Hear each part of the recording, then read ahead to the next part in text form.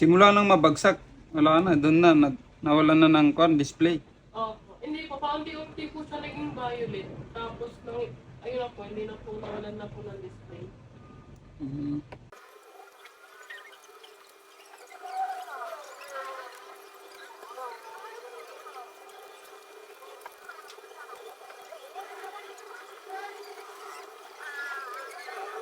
May true tone ba tong LCD nyo?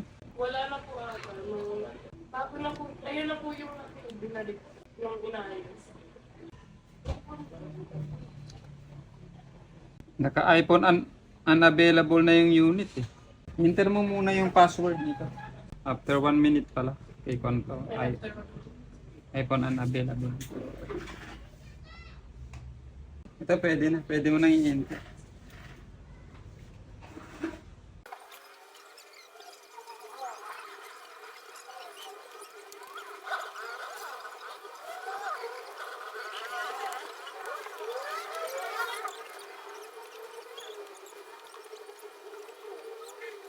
Thank you po. Thank you. Ingat kayo.